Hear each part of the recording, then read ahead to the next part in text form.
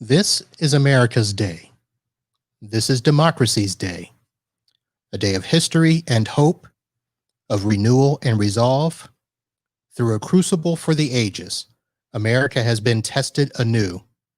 America has risen to the challenge.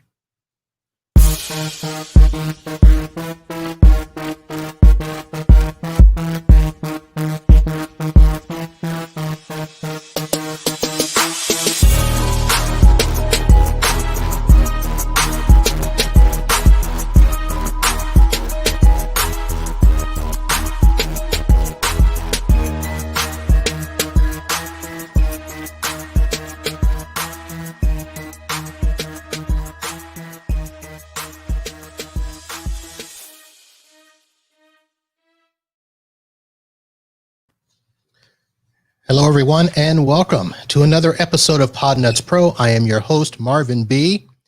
Yes, folks, we are broadcasting on Inauguration Day, a very great day for America.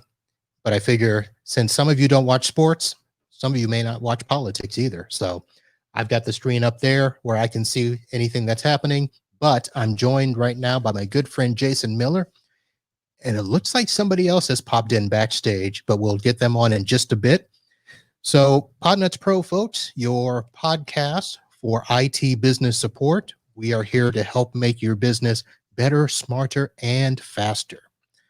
And here we are, midway through the first month of the year. Jason, how are things going for you? Been totally crazy, so can't complain. Crazy? Oh, my goodness gracious. So let's see, you were not on any of the time. So how did last year end up and how did this year start out for you? Actually had a really good last year. We're made more money last year than we did the year before. Can't complain about that. Yeah. I mean, we were down in the few months there with the COVID when it first hit, but projects and some other work kind of pulled that through. So can't complain. And then this year's starting strong, tons of projects. It seems like everybody come back from Christmas break and let's do this. Let's sign off on these projects. Let's get this going. It seems like new year. I don't know if it's new budget or what's going on, but they're ready to do it. So interesting. So my year ended up really good. I actually had a nice $30,000 bump in the last month. Had a customer that decided to pay for some stuff early. So I've got a bunch of machines sitting out in the lobby there, done and ready to be delivered. But they probably won't be delivered until February now because they have another project that they're pushing ahead of that. We are installing brand new phone system. Oh, yeah. And so I've got to coordinate the computer deliveries with the phone setups, and they're actually redoing the bandwidth at each location because it was an MPLS with on-prem phone servers. Now it's hosted and they're redoing the bandwidth, and this is all fiber Ethernet. So they're ripping out old routers, putting in new routers. So it's gonna be fun. Yeah, more stability for VoIP, right? At least we shall see. Yeah. So let me do this. So we've had a friend join the chat. The backstage. Let me get him in here. I hope he's ready. Looks like he's not going to show his face tonight. Mr. Stan, how are you, sir? What's going on? You hear me loud and clear?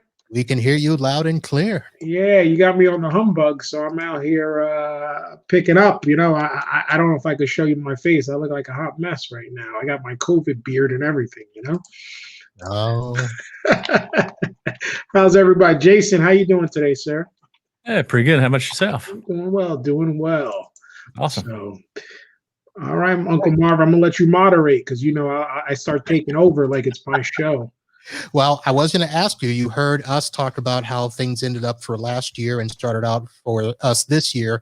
What about you? I got no complaints. I had the highest year ever in my entire life. So nice.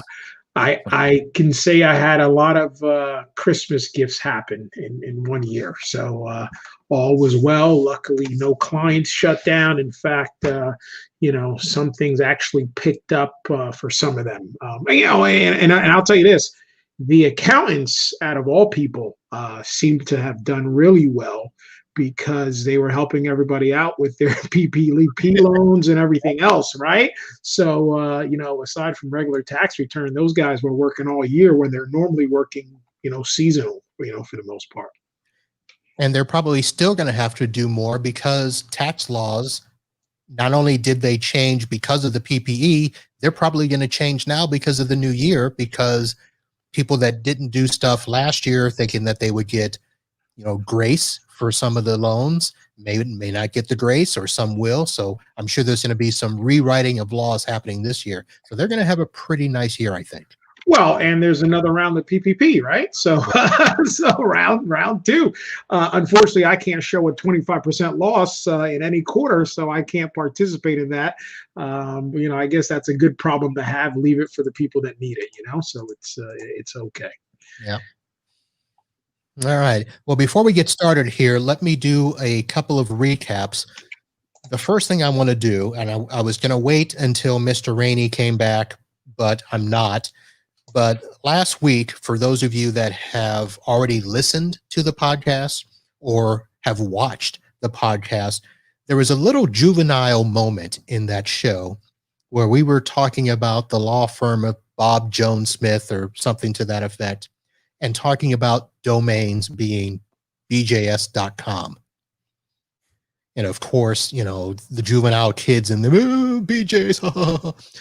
Well, it turns out, folks, BJS is a real domain, and it is the BJ's wholesale warehouse website. So just to let everybody know, I was not making a juvenile prank by saying that. BJS is a real live website. And if you go there now, you can treat yourself to savings this new year. Get game day ready, spoil your sweethearts, and save thousands. So bjs.com. No, they're not a sponsor, but I wish they were. And speaking of sponsor, I do want to say thank you to some people that went into, and I don't know if you went to podnutzpro.com or if you went to the Amazon link in the show notes, but we had some people make some perfect purchases on Amazon. I want to say thank you to that. All of that is going to help out the show. I encourage you to keep doing so. Spread the word, share the site.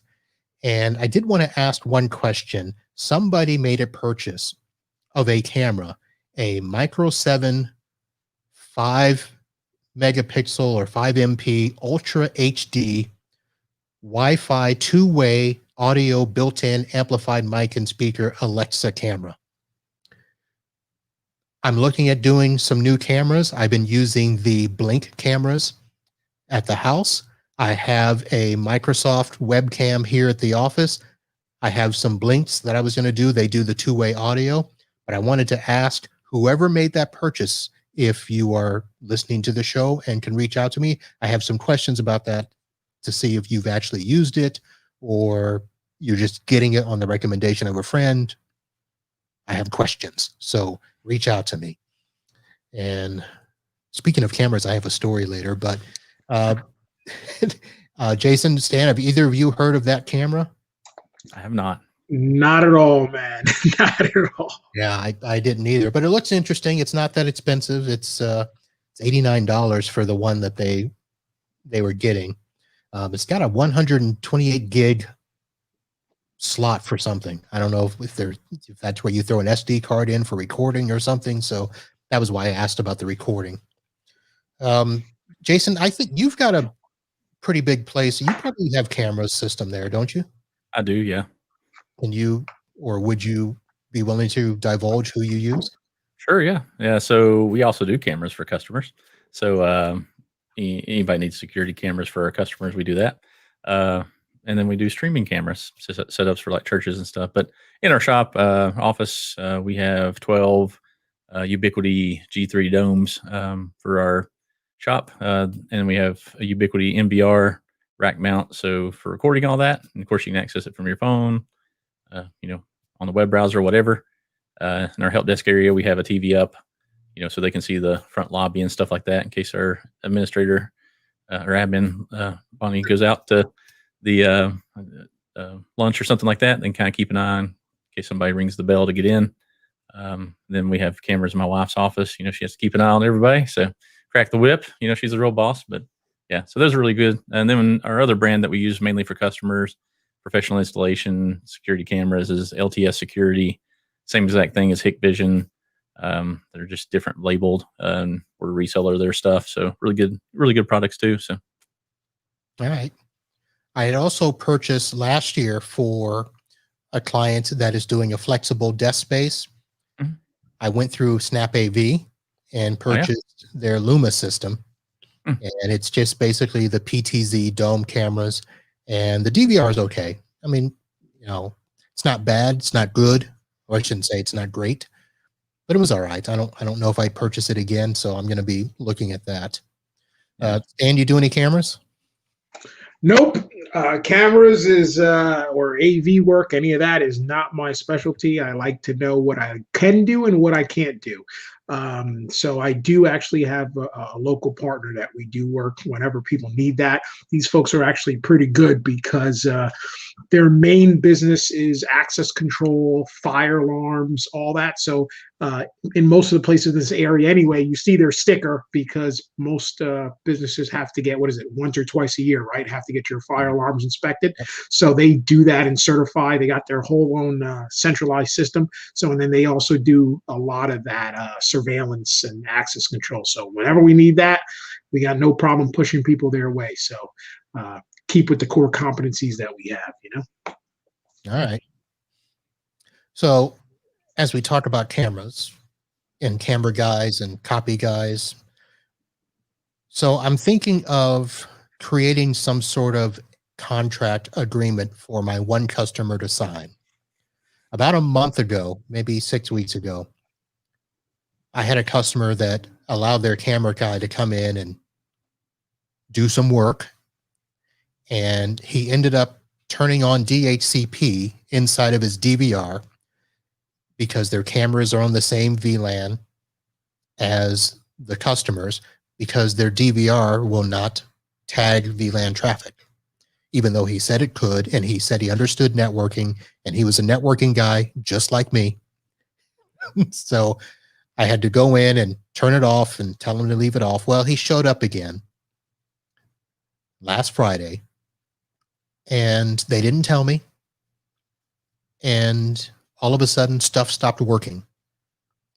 And I had to go in and figure it out. And of course, DHCP was turned on in his DVR again. So I'm thinking of coming up with some sort of agreement to tell them, look, I mean, they already know that if they have to call me out to do a repair, it's going to cost. They are on a managed agreement.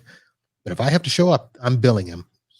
And I'm thinking of having some sort of contract saying, you will not allow anybody in here to touch, or I will double bill you. Do either of you guys have any of those stupid clauses in contract? So you guys know, well, Jason doesn't know, but he's going to find out.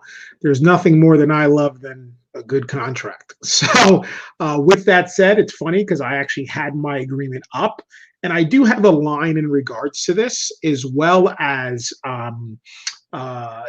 people sharing passwords, right? I mean, I'm going to just meld these two together. First off, clients own the equipment, right? You don't want to take their passwords away from them, feel like you're holding it hostage. So there's no issue in having the client have that stuff. But the minute that client hands said things over to third party or allows third party to touch, that's where everything becomes billable from that moment forward. So it's not only about the work in repairing or remediating what that person might do, but it's also any and all regular support that would normally be covered under the agreement becomes billable until that issue becomes rectified. So that's the first thing that I have in the agreement. And then the second thing is I do have an exclusion category, Appendix E, right? Exclusions, which is support for the following systems or entities is explicitly excluded from coverage under this agreement. Any services requested and provided by the client that involves any of the following shall be provided on an hourly billing basis as incurred. And of course, the first thing I put in there is any equipment provided by third parties. And that encompasses what you're saying, the copy guy, the maybe the phone system vendor, the surveillance guy, anybody who's not you, who's bringing in a piece of equipment. So to your point, I want to just share a story. I just had a client, we bid it on the phone system project. It made sense for them to stay with their existing provider, but go to their hosted solution, okay? Because whatever their hosted solution can't do, these folks are willing to leave the current in-house solution to do those things, right? We wouldn't have that capability. So, this thing, was talked about 2 months ago. I did a whole big networking upgrade, all new switches, all new firewalls, new everything. We took the opportunity to do a whole network upgrade, segregate things by VLAN, auto VoIP, and all the good stuff. To your point, I get a call from the phone guy. What's going on here? Are you guys providing DHCP? I said, yes, we are. Well, our algo isn't coming up on the network. I said, okay, so let's kind of figure out what's going on. Well, point is, all the Polycom phones came up and got to the VLAN no problem, and he was having an issue with his algo, which ended up being it couldn't auto tag, so we just tagged that VLAN. But the point was, he wanted us to give his firewall that he was going to put in another firewall to handle the voice stuff. And I said, listen, man, we just spent $15,000 on networking upgrade. I hate to say this to you, but we don't need your firewall, right? So, and we don't want to have another point of failure. So we're going to have everything running through our stuff. But this was a whole thing of, we're having this conversation on site at their pre-install when it's something that should have been discussed 2-3 weeks ago. And I let the client know that, listen, this is not a failure on your part. It's a failure on their part because they do this all day, every day. And they know that they should ask the question, do you have somebody? And they knew we were doing this networking upgrade. And obviously should have talked to us on how it's going to play with what they're doing. But I say all that and give you these stories, which are timed perfectly for what you're saying, to say all that time was billable. Okay, that was above and beyond. So I'm going to stop hogging the mic here and let Jason share a story or two. Yeah. We experienced the same thing just last week with a customer. Of course, customers never let you know when something's happening. I get a phone call 4:30 in the afternoon. We close at 5. Hey, I'm the point of sale guy for this new customer that has 2 locations, and I just need your admin password to your Sonic wall. No. What do you mean no? No. We'll make any changes you need. What do you need? Oh, I need, these 5 ports open. No. What do you mean no? They take credit cards. They're going to fail PCI compliance. I don't want to have to explain in the PCI compliance, scan every month that these ports are open because, the point of sale guy decided he wanted to open them. And they have a VPN between both their locations. Let's just set up a VPN to the server. And he's like, well, I install these all over the country, and I never have anybody tell me no about this. I just and I do this for all of them, and I just open the ports and it just works. And it's always worked. There's nothing wrong with that. And I'm sitting there thinking in my head, there's everything wrong with that. So everybody all over the country that you've done this for, you're doing it wrong. You know what I'm saying? Well, they have a web connector where I don't have to open ports. I could use that. I said, well, we have a VPN. Let's just use that. And told him how to connect to the server, the point of sale server through the VPN, which is nothing. He's like, well, I tried pinging the IP address. I couldn't ping it. Well, that's because ping is disabled. So anyways, long story short, it's like 4:30, 5 o'clock. He's trying to install this stuff in the evening, and they just demand that I need this information. And it's like, I don't even know who you are. I mean, I need to talk to the owner if I was going to give a password, but yeah, we do bill for, anything that they do, they mess it up. I have a clause, of course, Marvin knows how I had to do my agreement.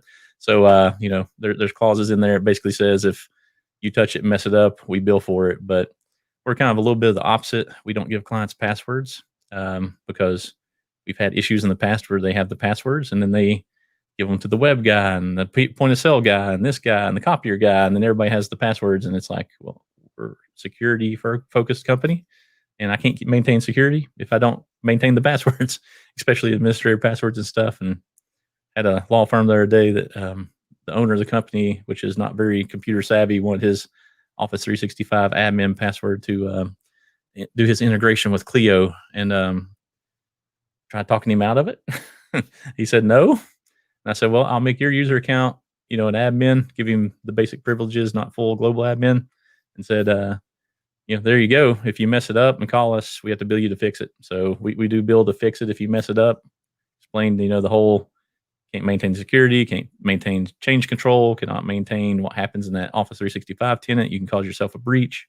So there's always a lot of that type of stuff. So to beat up customers with. Yeah. Yeah. I mean, and I went through the fact that we've got all those clauses as well in terms of, liability limitations, third party services and all that stuff. But for some reason, they don't read it. Don't seem to remember that. And so I basically had to say, look, if somebody wants to come in and do anything with computers, phones, cameras, and I got to the point I said, if it plugs into the wall, you need to call me. Exactly. She's like, that's a good policy. We just had a local town government agency. They call us up and it's like, hey, our copiers are replaced. What do you mean they're replaced? Oh, they come yesterday and replaced them. We need you to set them up. Did the guy copy the address book? No. Well, we can't scan the folder. None of our names are in there. Well, why didn't he copy the address book over? That's his job. So then it's kind of like, do you bill for that or do you not? You know what I'm saying? It's kind of like you have to do all this extra work because that guy didn't do the work. So what do you do in that case, Marv? I bill. You bill? Yeah. It's new. It's a new install. Anything new, right? So that piece of equipment wasn't there as of the date prior, right? So my thing is anything new. Yeah. Add, change, remove. Yeah. Because we do, especially if it's not our stuff. I mean, yeah. Well, and let's not forget, right? With the copy guys, right? I mean, and the copy guys have figured this out long before we did as MSPs, way before the phone people did, right? They are literally charging clients monthly, which also usually includes maintenance and equipment, right? And toner, right? So don't forget. So if something's wrong, guess what? Make them come back out, right? If there's a streak on the paper, make them come back out. So if somebody was lazy and they just wanted to drop it off, now I'll tell you this. I've gotten into situations where I've told the copy guy, bring over your basic stuff, copy it over. I'll handle let's say putting in the server password, or I'll handle setting up the computers, pushing out a GPO.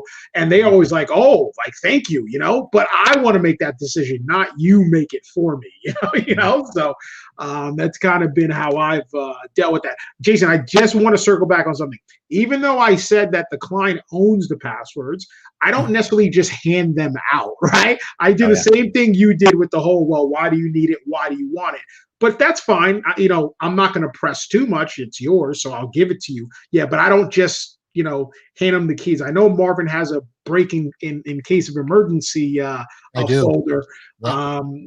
And I'm sure they even forget that they have that at times, depending on when you handed it over to them. Yeah, some of them I have to remind them every now and then. But basically, I have a folder that's on the server. They have one magic password that's not in use, that they have a special login, that if something ever happens, because they always ask that question, what if you get hit by a bus? And I'm like, well, I have people that you can, what if we can't get a hold of them? And what if we have an emergency? So here's your magic password. Log into the server. There's a special folder, and it's actually entitled "In Case of Emergency." And all of their critical stuff is in there. Now, it usually is, now that we've got IT glue, so it's usually a zip folder with password protection and all of that, but all their stuff is there. So that way they can feel safe that if anything happens, they can do that. Now, the flip side to that is if they use that just as a matter of convenience and it's not an actual emergency, I'm going to bill them a lot of money. Because now I got to go change all those passwords, and that's how we do it. You ever had anybody violate that? No. Okay. Yeah. We have IT glue. I always forget. Yeah. We have IT glue too, but we don't put their passwords anywhere. I mean, I get hit by a bus, one of our techs can get that to them. Yeah. So, well, that's because you're bigger, Jason. You got the two small guys on the phone, so we got to answer. We got to answer. We got to answer those questions, right? Yeah. Well, I used to have the same questions too. I mean, it used to just be me for 6-7 years in the beginning, but It seemed like everybody was all right with it. I never give them their passwords then either. Well, yeah. Well, what's interesting about it to me is, so I just had a client that we just, moved the environment to Azure and the whole setup, and they've been a client for 10 years, and she goes, you have all the logins. Like, what are we going to do if something happens to you? I said, the same thing you were going to do a year ago and the year before that and the year before that, because nothing has changed, right? In that respect, I said, I have no problem, like doing the Marv thing and giving you all your stuff. And like I said, I'm not holding any of it hostage. But at the end of the day, I tell them all the time, feel free to do what you want. But just in case you're wondering, you're not going to know what you're looking at, right? So enjoy yourself. But, well, and one of the things we do too, and we just had to do this for a law firm, is one of our bigger competitors in our area. They had a self-hosted in their own data center, basically VM server, and they had a VPN back to their data center, and they refused to give the administrator password to that server that was dedicated to this one customer. And they said, well, if we give you that, you can get the license key off the server, and that violates Microsoft's terms and agreements. I said, well, I can log in that server with any user and get the license key from the server. That's not hard. I mean, come on.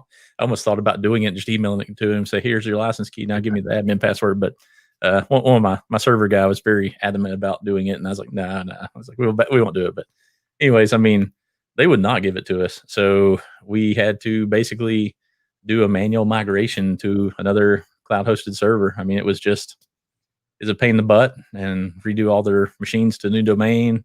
But I mean, if you got hit by a bus, I mean, any IT guy should be able to walk in and fix that. It's not fun, but I mean, it's not like the end of the world, I guess you'd say. So Jason, I got a question in that scenario. Was that, so they were paying these folks for essentially rented cola? Yeah, they have they call it type thing. They call it their Sky package. So they include email, they include a virtual server. So they actually had two servers, an app server and a DC.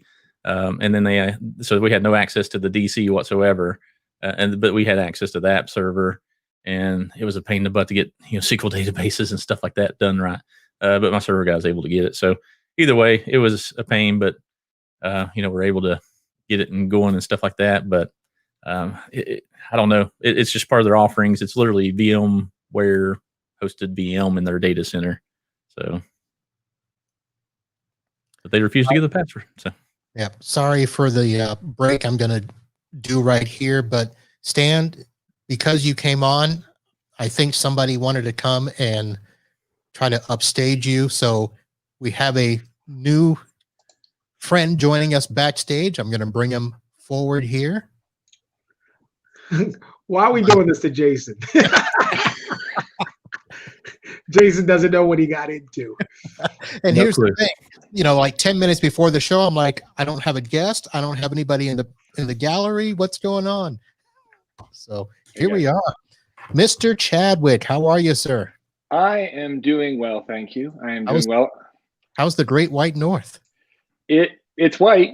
We've got snow. It's kind of cold for you guys, probably. For you, Marvin, you'd probably die. You'd take 2 steps off the plane and that'd be the end of you. Just like I melt in the summer, you freeze in the winter. But no, it's nice. It's nice.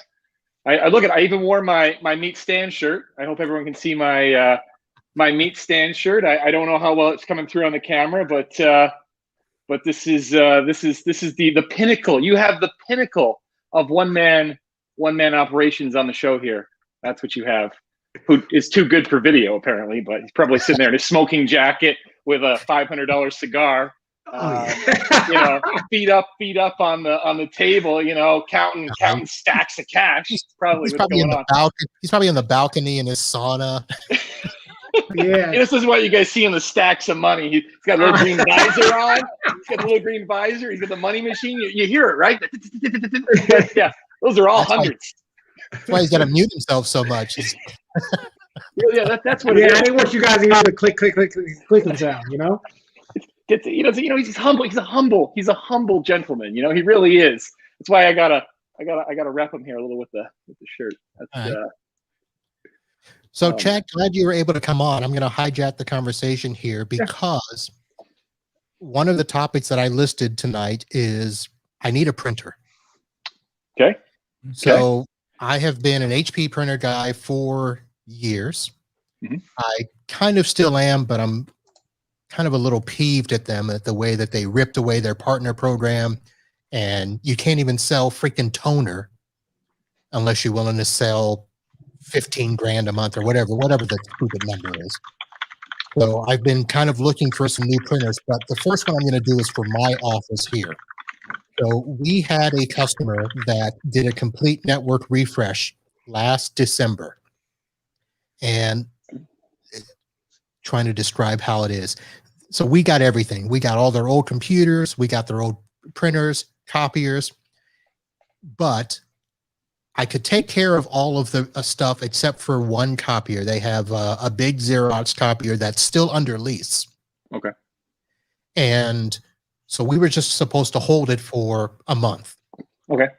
And then it turned into 2 months and then 3 months. And then they said, you know what, why don't you just go ahead and use it? And then you don't have to worry about it. We'll pay for the toner and all that stuff. Well, they had corporate key card access programs, so we couldn't actually get into it. Oh, well, we'll call the, the copier guy, and he'll come out and take care of it for you. 6 months, 8 months. So finally, in December, I billed them for having that copier here in my space. Reasonable. And they paid. Okay. So now I got some money. I'm like, you know what? I'm going to buy us, because the wife always wants a big, nice color printer copier. And you want A3 or is A4 big enough? So I don't know A3 and A4. So A3 is your 11 by 17s. A4 is going to be your legal letter. Okay, but that's Lexmark, right? Any brand, any like A3. Those are like sizes. Like if you're buying A3 printers, are always going to be like. Okay, because I knew you were a Lexmark guy, and I was looking at the Xerox VersaLink series. Yep, we actually switched from Lexmark as our. So we were a platinum Lexmark dealer, and now we are I guess almost a gold Xerox dealer. We will be this year. We just missed the clip last year because we were still servicing all the old Lexmarks. So we were in like a limbo thing where customers that had 10 Lexmarks, they don't want a Xerox, they want a new Lexmark, and anyway. So Xerox, I have a couple reasons why we transitioned. Some won't matter to you, some might.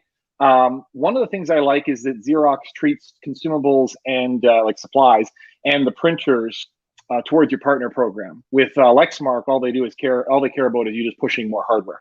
And my whole thing has been, if we're selling quality hardware, then my churn's not going to be as high on hardware. It's, we're going to get new clients, we're going to refresh existing ones. But unless you're trying to be a VAR like a CDW and you're trying to hawk printers every month, you're mostly going to sell consumables, and those numbers are going to be big. Like, I don't mean just the toner, but the imaging kits, the roller kits, like all that stuff. So Xerox has a big Canadian presence. I mean, you guys all know I'm Canadian. For anyone watching that doesn't know, I'm the only Canadian here, I think. And so the Xerox has a major office in New Brunswick, which is out east, which is a big thing for us. And then we have a local rep. So if we're doing a big enterprise customer and they want to do like a touchy-feely thing, not in the last year, obviously, but normally if they want to shake hands and that kind of thing, I got basically a on-site rep that'll come with me to go close a deal if that's a thing. So anyway, the partner programs, there's a couple things that are maybe not as good, like but overall I think it's a better relationship. So that said, yes, I was told by someone at Xerox who used to work for Lexmark that the A3 units, and that is like the 900 series Lexmark, for example, that it's made by Xerox. It doesn't surprise me because the printer companies are all like that. They have been historically. But when you're looking at Xerox, there's VersaLinks and there's Altalinks. Altalinks are going to be I'm a Xerox dealer, like not me dealing in Xerox, but I'm like a Xerox, they're going to push Altalink. The VersaLink go big though, like you can get a real big A3. And again, A3, I don't know in US dollars off the top. Well, actually, I think I do. So in US dollars, an A3, Jason, if you can help me on this, I think they're going to be around 3,500 probably to start. Does that sound about right for an A3? They're something both like that. something like that. Okay, they're both 5,000 Yeah. Canadian, and a lot of small businesses freak out because they're like, but the Brother Inkjet one is $200, Yeah, and exactly. there's a big gap. Like it's just how it is. So for home use, I shouldn't say for home use. For office use, I have a C405, which is a A4. Can't do 11 by 17, but I can do legal letter. It's got a very nice interface. The email to the scan to email and all that stuff. It all works as you would expect. It's all very nice. The quality of the prints are not bad. When you look at the C405, the C505, and the C605, those are the three main multifunction units. There is a significant quality difference between the 405 and the 505. When you go to the 605, it is better, but some people are picky, and then some people are picky. The picky people might not see the difference between the 5 and the 6, but the picky people will. We have a realtor that we did. We ripped out all their Lexmarks that we had put in. We had put in CX5 510s years ago, and they had over 100,000 pages on each of them. I think they had 3. And we put in the Xerox C505s, and they are ecstatic. They love these things. They said it like they loved the Lexmark. They loved those. But then they were like, oh, we didn't think it could get any better. This is amazing. And prior to the Lexmark, they had Konica Minolta. Now, if you want, I can get into some more of the minutia, but I'll just say the two that I was looking at, the Work Center 6515, okay. DNI, yep. and VersaLink C405. Yeah, so skip the Work Center. Skip the Work Center. The problem with the Work Center, well, it's not a problem. The OS, the software on the VersaLinks is just, it's like the next level. So I tell all my business clients for the office that the C405, so C is color, right? The B405 is black and white. The 4 is the series, and the 5 means it's multifunction. If it was a 0, it would be print only. Okay, just if that helps. So the C405, yeah, all the way. Don't touch the Work Centers. The B205s and 215s. Last year, there was something going on. I don't know. You guys might have heard about a little thing. Yeah. We sold a ton of them to people who needed to work from home all of a sudden for some random reason. And just crazy. And they love them. The only difference between the 205 and the 215 is the screen. 215, more money, but it's got a nice little digital screen there. Like the nice touch screen, whereas the 205 is a little bit more of a basic. Okay. All right, because I wanted to ask you about that. And Jason, I can't remember, did you and I talk, did you switch to Xerox because of their concierge program, or was that somebody else? Not because of the concierge, but we are a Xerox partner as well. 6515 behind me here. So for home use. Yeah, they're nice printers. I love them. The B series we usually use for most of the businesses, not the B series, the C and B 404s. Man, I can't talk to that. 405s, 505s, 605s. Those are the ones we usually use for business. So, we're not big enough partner to sell the big copy machines, but you have to gain a lot of traction to be able to sell those. So we just dabble in, kind of those series right there. Some black and whites, some colors, desktop units, the larger, all the ones. So, all right. So what I'm getting at is, so I do need to sign up as a Xerox partner. By the way, I sell Xerox too. Yeah, there you go. And I will say, if you guys are interested in selling A3 units, which are the one where they're going to have feet on the floor probably, and that's really, you can get authorized fairly easily in the first year. If you can move at least 1 or 2 units a year, you should be able to keep your authorization. If you sell 0, you will not. We are also a ASP, authorized service provider. It's a touchy one. It's a real touchy one because being a service, so we're a Lenovo warranty depot and we're a warranty, whatever, ASP, and we're a Xerox one. And if I was just trying to make a business out of it, like if I was saying, this is what we do, it'd be horrible. I would never do that. However, if you're trying to sell against me and I tell the client or the prospect that we come in, we do on-site service for all the computers we sell, the servers we sell, and also for the copiers we sell, it's tough to compete with that. It really is. Yeah. Otherwise, Xerox will come on site and do the work if you don't want to be an ASP. So they send an independent, which is not bad. We had problems in the past though where they sent not Xerox, but we had a problem with other vendors sending a competitor. And while they weren't unprofessional, it was like we took the business from said company, and then when the customer called support, said company came out, and that's not good optics. I don't care who you are or how you operate. That's not good. No, so, that's not good. But no, but the reason why I was alluding to the fact that you might not want to get into it is it's not super profitable. There's a lot of bureaucracy, and you have to pay an annual fee. But really? Yeah, it's like I don't know. It's under $1,000, but it's not $50. Well, I'm not doing that. Yeah, no, well, we basically made a deal with a local. They're actually a Canon dealer, but if they need a full size copier and stuff like that, like some of our clients, we kind of reciprocate business. So they send me, I don't know, 15, 20 referrals to customers a month that need IT services, and we send them.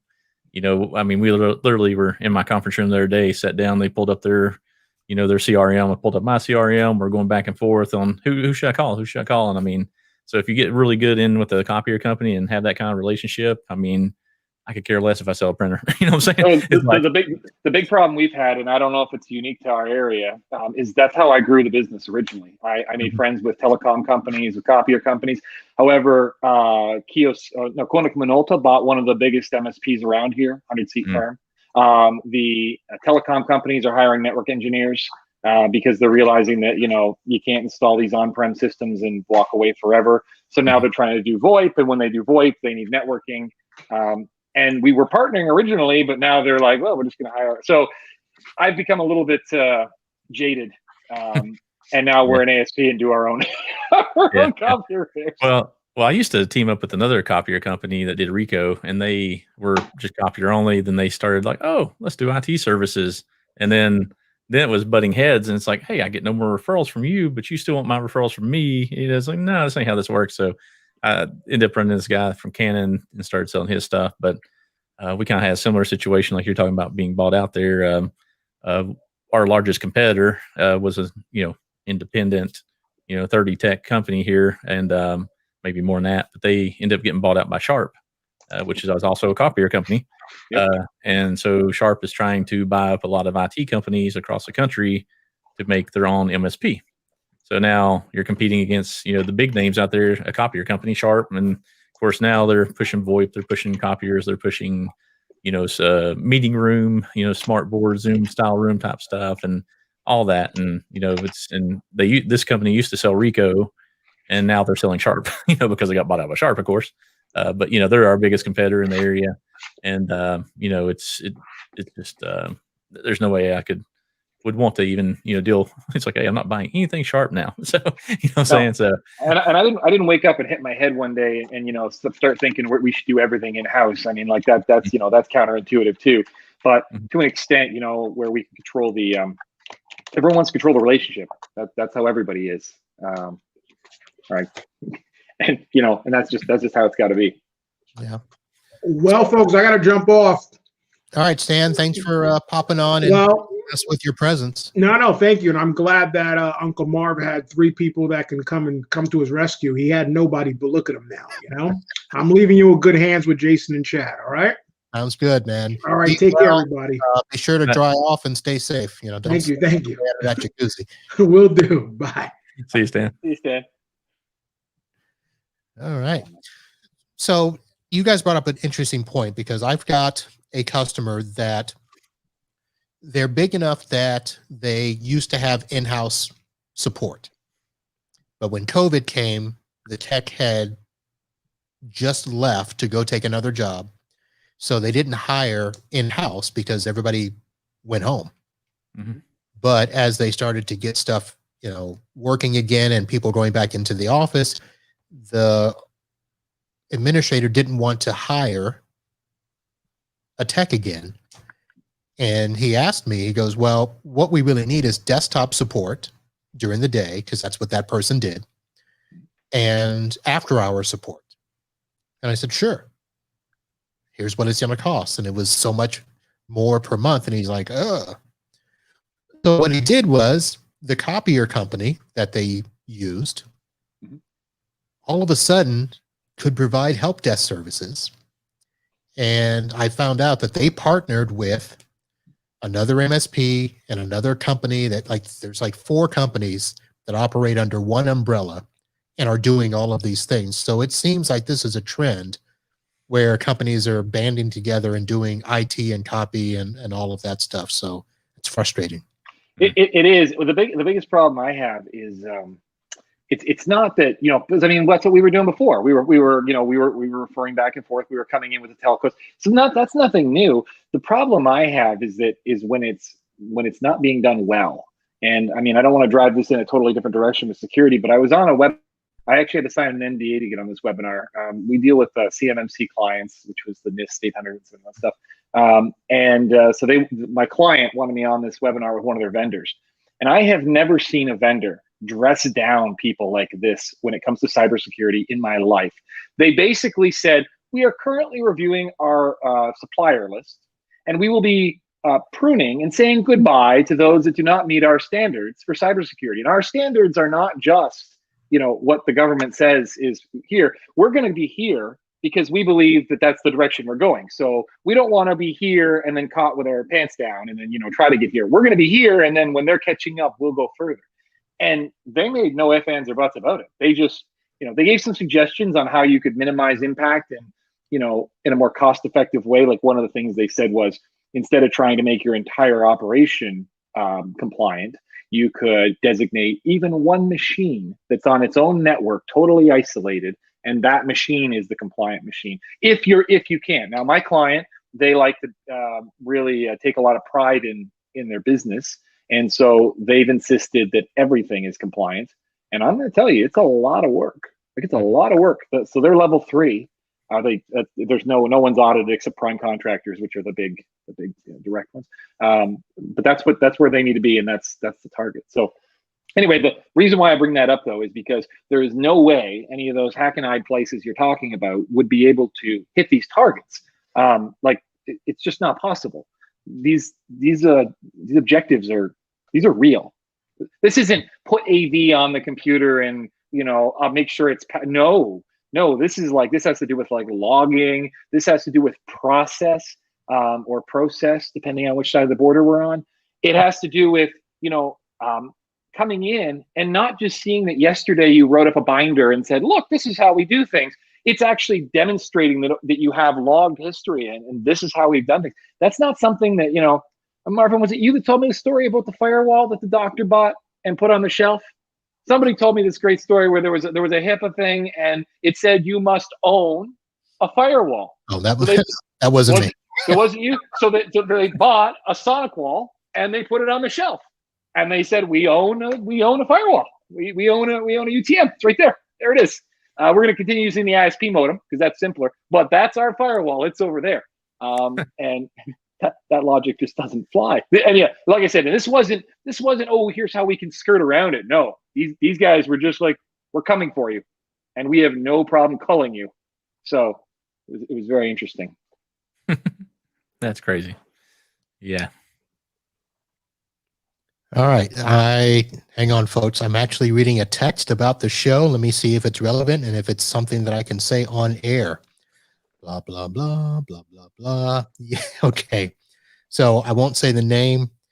So what Stan said about the VoIP company wanting to put on a firewall is bad here.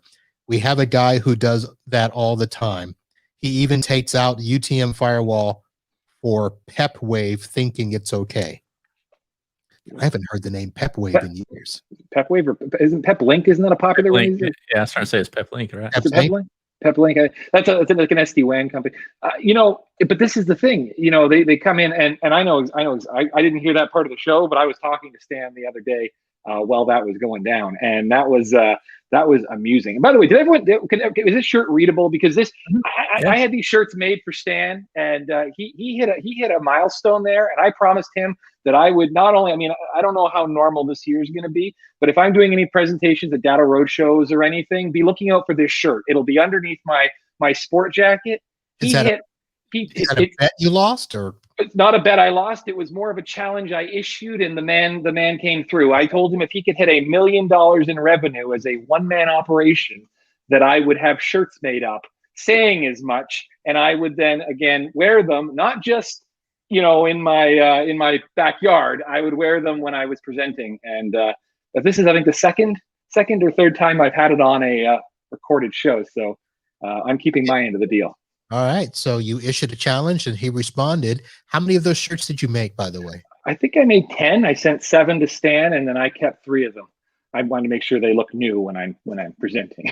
So they're screen printed. They are actually these were. I didn't go down to Wally Mart and buy like some iron-ons. These are. I had this done up on it by a screen printer and printed off, and they're on file. But yeah, no, I sent him down. He got them just over the Christmas holidays, and I've had limited options here. But I thought it was, when we talked about it at the beginning of last year, it seemed like not an unobtainable goal, but a very lofty goal. And I said, you know what, Stan? I said, you're really sort of a milestone for one-man operations to look and say, hey, you know what? Maybe I don't need to add, a pile of employees and lose all my hair like Chad. Maybe I can actually do this, and I can drive some big numbers. And like I said, he responded, and he blew it away. So that is that.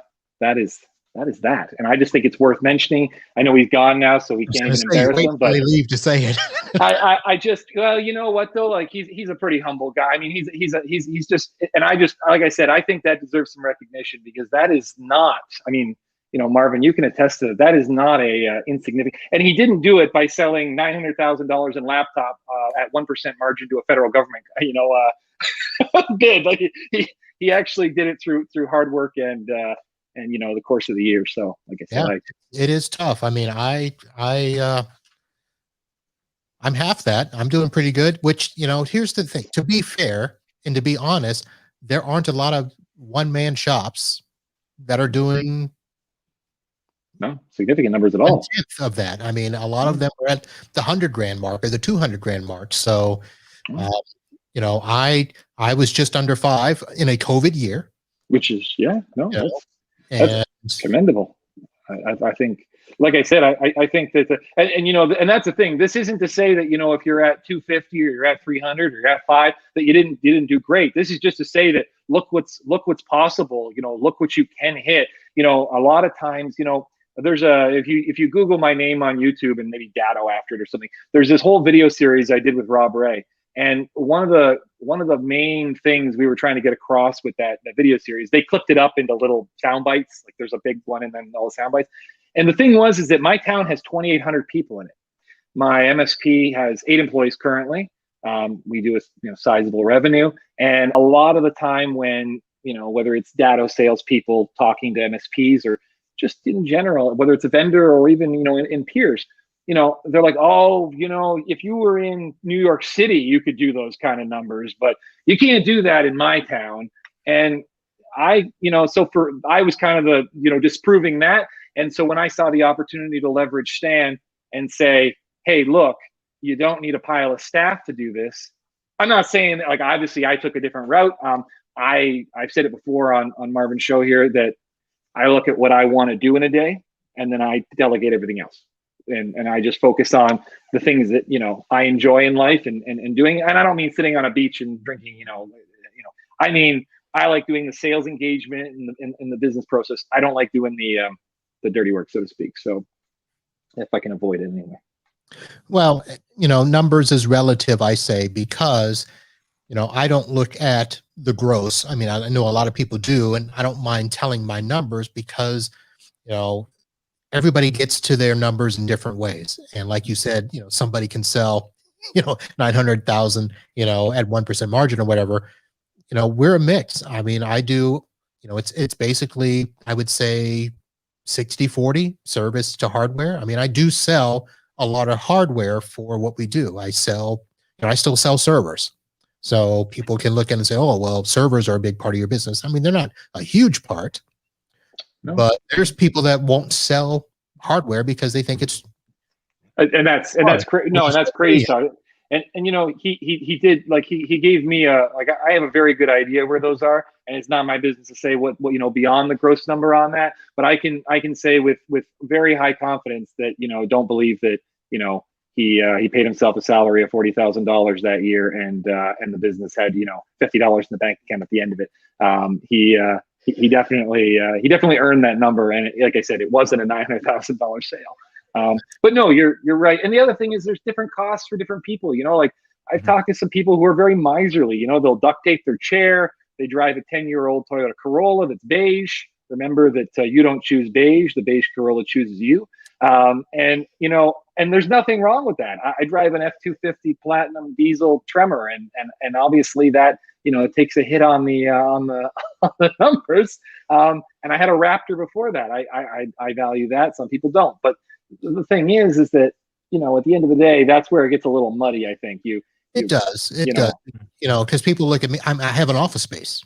I mean, I can fit, 5-6 people in here, and I'm trying to get the space next door as soon as I can find a way to get those tattoo yahoos out of there so I can, do something with a podcast studio or something. But, I don't have to have an office. I mean, most people don't that are one-man shops. And, I say one-man shop, I mean, it's me and the wife full-time. I've got my nephew part-time, and I've got 4 or 5 subcontractors at any given time. So it's not like I'm, just me doing everything. So I don't. They might kick you out of that club, eh? Like at that rate. I mean, you might. I don't know where the membership, like who. That's why I do my. That's why I do my own thing now. I love it. That's good, Mark. I want to get to the point where I can be like Jason Miller and Matt Rainey. I mean, what? Miller's building a mansion. I saw there on the Facebook there. Yeah, building a new house. It's nice. It's not a mansion. I mean, Tennessee houses are a lot better priced. So houses. No, you got Marvin. Was that? Did you intentionally just antagonize me? You know that my house is literally going to be the death of me. Anyone that's I don't think you're gonna finish that house. That's how. Anyone that's ever bought a house in a survey, like a new survey. Oh, we picked out the colors of the cabinets and we picked out the floor. Yeah, that's nice. That's nice. Have you gotten a call and been like, yeah, we have a little problem. That's pretty much every day for me. Yeah, the stone was supposed to take 2 to 3 weeks, but due to the temperature, it's going to take 7, and that's going to cost a lot more. We have to torch every single block of stone. The house is all it's natural Aramosa line. It's limestone. It's all natural limestone, and you can't lay it when it's cold. Remember we talked about that at the beginning. But we waited till the ground froze because they couldn't go in the mud to get the scaffolding set up so we waited till it froze, and now it's cold. And anyway, no. The other day I got called and they said, "What do you want to do about hinge caps?" And I said, "Hinge caps? Gonna have to follow that one up with an email." So I get my email with my pictures of hinge caps, which I never knew were a thing. I mean, I guess I'm a peasant over here, and I thought that hinges all just had like flat tops on them in new house. Oh no, pagodas and urns and steeples and then there was flat ones and these ugly little ball ones. Sorry to anybody who has those. And they told me they were all within my allowance. So I said, "Oh, I'm overpaying. Well, then I'm going to pick the fancy ones because picking the flat ones means that I'm just giving you more money." So we picked the big pagoda ones in oil rubbed bronze, and the interior doors all have 4 hinges. So I'm gonna have a lot of these things. So I figured, but yeah, no, you're right, Marvin. It may never get finished. In fact, part of that conversation about the stone, they said we could delay it by 2.5 months to extend, and I'm just. Well, by then you'll be in the middle of a blizzard, so nothing will happen. Oh no! It's. I was supposed to move in February. We're aiming for mid-April right now. They were talking about extending it into the summer. No, yeah, you're right. It may never get finished. And Jason, so your place. I mean, we don't have to get too specific, but that's a 3-story, Goliath compared to my 1-story deal here, and it's on the side of a hill, right? Yeah, the subdivision. It's Tennessee, man. It's hills everywhere. So yeah, so yeah, it's on a hill, really good view. It's 2 main levels and of course a basement. So yeah, it's a pretty nice house. Yeah, you can't do basements in Florida. No, you can't do basements there, but basements here are awesome. So we didn't actually need the basement. We kind of wanted it for storage, but because you're not allowed to have, I guess, storage unit or buildings and yard barns, wherever you want to call them, from where you're at. So storage buildings in your yard. So basement comes in handy. Yeah, shed, that too. Yeah, so whatever you want to call it. But we call them yard barns, sheds, whatever. So either way, you're not allowed to have them because of restrictions in the subdivision. So we're basically, the market's really good here, so we're able to sell our house, make really good money on it. We've been talking to a real estate agent, so it's it's basically going to pay for about half of our new house. And we got a killer deal on building this house, because the builders that build our house, basically you pay 6% down, and they tell you what the price is up front. That price doesn't change. Doesn't matter if they run into rock and they have to blow up 5 million boulders. It doesn't matter if the price of wood goes up or down. It doesn't matter. You subdivision people, you're killing me. But you pay the 6% down. They build it no matter what. We did have a couple of delays because they delivered doors and windows, and somebody thought that they needed them, so they stole them, and so that put us about 6 weeks behind on finishing.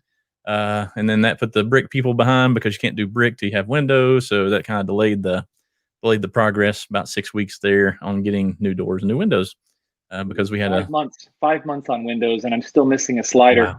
My patio slider. They said it'll be in between now and forever, sometime in between there. Now and forever. It's close enough. Yeah. So, you're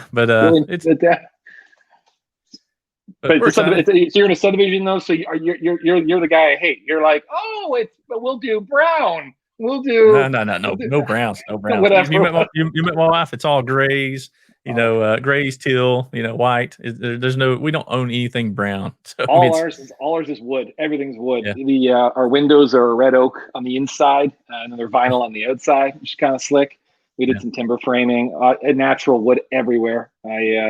I just love. It's not the style these days. I'm hoping to die in this house. Hopefully not for a while, but I'm hoping to, finish things out there. So they can deal with my natural stained black walnut kitchen however they want. If some a-hole wants to paint it white down the road, sorry, hopefully that wasn't need to be beeped out there, Marvin. But no, if they want to paint it white down the road, the baseboards, I've got really tall 8 3/4 inch maple. We actually cut trees down and then milled them into baseboards. I got 60 acres of forest, so I made as much of it. I made as much as I could. Baseboards, the trim, the doors I couldn't do. There was some stuff I couldn't do because the wood has to dry for a certain length of time, and the thicker it is, the longer it's got to dry. But anyway, when are you moving? Do you actually have a move-in date?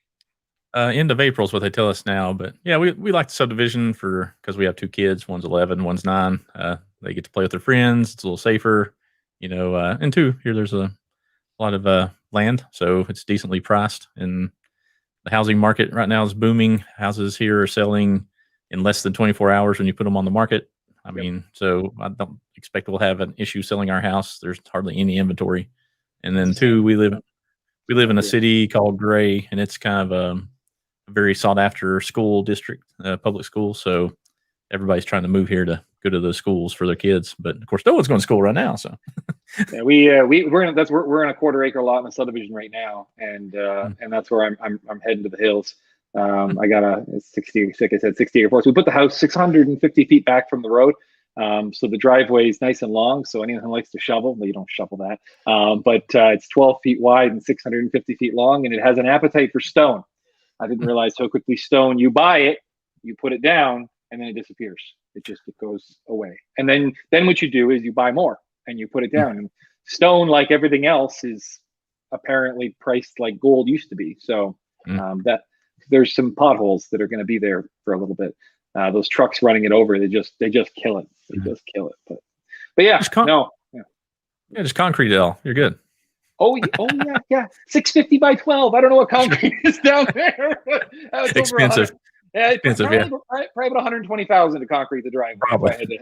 Roughly. But I mean, hey, that'd be nice. I guess that wouldn't be bad. Ladado sales for you. Come on. We did build up some stuff though. Like I did 400 amp power to the house, and our well has a recovery. You're subdivision people, wells. But like our well has I drilled a well, and it's got a recovery. You have a well. Did you? Okay, well, so our recovery rate's 15 gallons per minute. I even got the gallons for you guys. 15 gallons per minute, and so which is really, really good. And it's not hard water at all. It's sulfur water, so I got a peroxide system.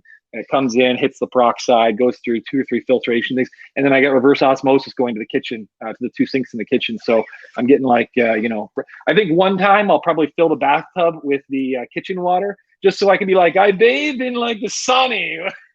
This is nothing but the best over here.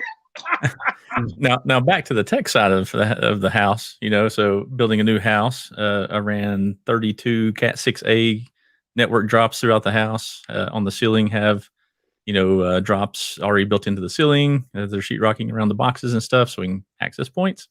And looking forward to our local power board here does fiber optic. So they started about a year and a half ago, so they're still deploying fiber optic all over our city. And luckily, that neighborhood that we're moving into has gigabit internet service, $79, gig up, gig down. So can't wait for that. That's a little better than I'm doing with that. But yeah, I was going to ask you about the tech. I was going to ask you, are you building dedicated server rooms in these places? No, I did. Yeah, what are you doing, Jason? You got a full?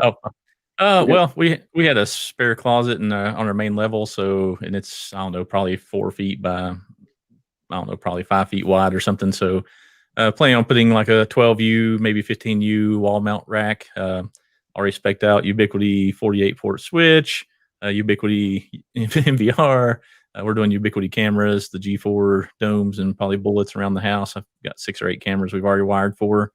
Going to have Ubiquiti access points throughout the house, and actually the new Ubiquiti Pro router that's coming out, that's still in early access. Probably get one of those when it pops out there. Maybe some Wi-Fi 6, maybe 6E, maybe, who knows, access points if they get them out in time. If not, AC or something like that. But yeah, looking forward to the tech in the house. Extra, less lag time for my kids to play games, I guess. I don't know. So I did. We're going to use the utility room, and I'm just going to put a rack down there with network gear. If I put a server down there, it'll be I'm going to do like the Nooks. I'm going to do like a scaled Nook cluster or something like that. But what I got right now is I went all Meraki for the house. Actually, Marvin, you'll be surprised to hear that. Oh. I have 2 in the garage and a big one on the ceiling in the Nook area off the kitchen. I did MR46s, which are the 36. They're the Wi-Fi 6 Meraki ones, and then I did the H30s. They're the one where it's a wall mount. You mount it like on ones, and it's got 4 Ethernet gig ports on the bottom, and one of them's a PoE pass-through. So what I did was I was originally going to run a pile of Ethernet everywhere, and instead I ran one Ethernet, one Cat 6A. To behind all the TVs, to all the spots where I would want desks or anything. And then we're going to put these where needed. And then, what I've been seeing with Wi-Fi is instead of trying to blast a big signal across, the whole thing, and then having devices like phones and stuff not be able to reach back, we're basically just going to turn down the power and get like a nice overlap and have more room-based Wi-Fi. So the great room will have one behind the TV. If you're in the great room, you're probably going to be on that. And I already ordered this stuff. I got an MS125, MS125 24P Meraki switch. And then, like I said, I did an MX67C, which is the cellular Meraki. You pop a SIM card in it. And I did the Meraki instead of the Fortinet stuff at home just because I didn't want to think about it. It's just the Fortinet stuff requires actual tech brain to set up, configure, maintain. Even when you're updating firmware and stuff, you've got to be making sure that all the versions are interoperable because they have problems if you're on this with that. The Meraki stuff's just kind of idiot proof. So when I'm at home, I don't want to think about it. So that's how it is. And for the internet, I got very lucky and unlucky at the same time. We were going to have a tower put up, and a WISP that a friend of mine owns was going to provide the internet. And I was hoping to do a bounce. So he'd put up all his APs on my tower. I'd provide the tower. I'd have free internet. That was my plan. He then sold the WISP. And that ruined my plan. So then I basically started calling in some contacts, and where I ended up was one of the companies locally to me got a grant or a very cheap loan. I don't know whether it was a grant or a loan, whatever. The mandate is that they have to roll out internet connectivity to the entire county in 5 years, and 50 by 10 is the minimum. So they're running fiber everywhere, not necessarily to the door, because I'm in a very rural area, but they're running it to towers and fields. And it just so happens that my street, which is a concession, they have a fiber line going down. So when they run it, which I'm waiting, now this is the only problem. They were supposed to have it in next month, and that's not happening. Once it's in, I have 650 feet of PEX I ran from the road out into my utility room, and they're going to run fiber for. It'll be a 100 meg service, but it'll be 100 by 100 with an SLA for whatever that's worth. Because it'll be an enterprise circuit, not a home small business circuit. But yeah, so I'll take my in the forest with my fiber and my generator. So yeah, if the zombies come, I just close the gate. We're good. We're good. Yeah, there you go. Just need Starlink, and then you got the full backup for the zombies. Oh, and right? I got the cellular until I got the Starlink. And now on the note of the tech stuff, did you do like blinds? Did you do low voltage for your blinds or anything like that? Any smart home stuff did you get into? No, I mean, we, in our current house, we have Google Homes everywhere. We have, turn the lights off, turn this off, whatever, smart stuff, Nest doorbells, the Nest carbon monoxide smoke detectors that are smart. So we have a lot of smart home stuff, but I wasn't like keen on going full on home automation and craziness, but I do want a really good network and not have to worry about it. So especially with a really good connection. And since I actually know the people we actually are one of their preferred contractors. We do a lot of stuff for the local power board for the, fiber stuff. So they'll sell the internet. We've done apartment complexes. We've done, businesses that need Wi-Fi. They bring them the internet. We bring them the wireless or networking solution. And so we work hand in hand together. So I called up the guy. I said, hey man, they're getting ready to sheetrock and you won't be able to get your fiber from outside my house to where this closet is. I need 100 feet of fiber. And I'll have the guy drop it off. Cool. So he dropped off 100 feet of fiber at my front porch. Told my wiring guy it's there. He's like, hey, go ahead and run that for me. So now we have, fiber ran because they don't actually run Ethernet in your house. They actually run fiber all the way and put a little ONT device right where your router's at. So they run fiber through your house. So I have fiber from my house to outside where they put a little box on the outside of your house to where they can unplug your inside fiber and test, light and stuff like that, signal. But that ONT box that they put inside, is it like enterprise grade stuff, or like what kind of equipment are you actually getting in there? Yeah, it's actually, the box is like 4 inches by 4 inches. It's like a tiny little box, but it's the same box that they use in businesses and everything else. So, and then you pay like $5. Sorry, go ahead. Go I was going to say for residential, you can't get a static, but you can. They use carrier grade NAT, so they have one public IP to service a lot of people. But with you can pay $5 extra a month and get a dynamic IP, but it pretty much never changes. So we're gonna do that and not pay the big money because you can get gig by gig for $79. But if you want a gig by gig for a business with a static IP, same company, it's like $1,200 a month. It's crazy. I was gonna say about $2,500 a month up here for that. The other problem is that we have the on net, the off net, and there's some other like sort of kind of on net pricing. And when you're in the bush, you're not on net. Is the problem. No. But the one thing I always talk to is, we've got around here, gig by 30 is what the cable company does in subdivisions. That's what I have in my house now. It's $79 a month for that. Problem is that you're rebooting the cable modem once in a while because that cable modem's worth 12 cents from like Alibaba or something. Not really, but you get what I'm saying. At our office where we have enterprise fiber. Because out here again, those are the options. We have it's a Nokia box that they put in, which is does the conversion from the and you don't reboot that. Like you just don't. It just runs forever. If you didn't care about firmware updates, I could probably have my firewall run for 2 years without rebooting. Of course, I would never do that because we care about security. But you get what I'm saying. Someone somewhere has a Cisco switch that has 900 days of uptime, and it would work on this network. Yeah. Well, the cool part about the local power board is they're one of the 6 providers in the country that actually do 10 gigabit service. So if I want to pay $300 a month at my house, I can get 10 gig. But and you can get it a business too, but it's astronomical.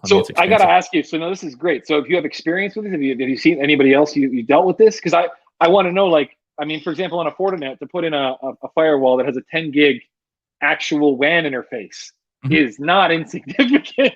No. There's TP-Link doesn't make one. No.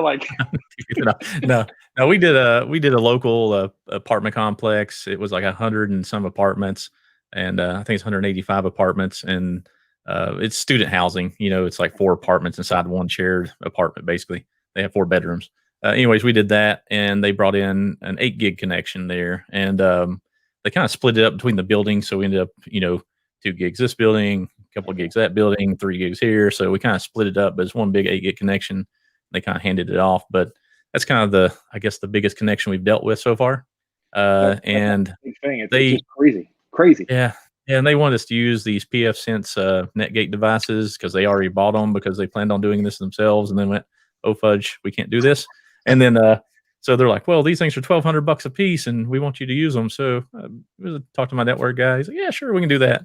Got them. I was like, "Oh my gosh, this is the biggest mistake we ever made. I'm never doing this again." So some people are great, pfSense guys out there, but moving from Sonic Wall and to something like that, it's like, well, it's a router. I mean, pfSense at the end of the day is a router, and I mean, we used. I mean, I remember 20 years ago. I mean, we had IPCOP deployed at some places. These nonprofits with recycled hardware.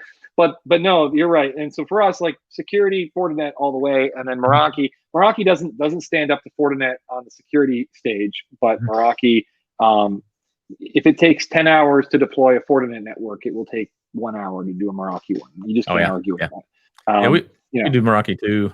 Very little of it. I mean, we're usually Sonic Wall, Ubiquity, but we do have a couple of customers that have Meraki, but mainly we do Ubiquity as far as access point switches. And see, and that's a wonderful debate that I'm always in with people. Is a lot of people end up doing whether it's Sonic Wall or Fortinet or even Meraki. I have a friend that does Meraki on the firewalls, but then he was doing Ubiquity and he switched to the Aruba Instant On, and which is kind of nice because it's cloud. There's no cost for it and all that sort of thing.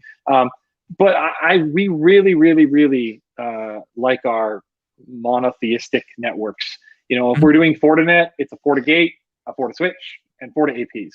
And we have some decent sized ones out there, 20, 30 switches and, upwards of 50 APs and spread across the campus and stuff.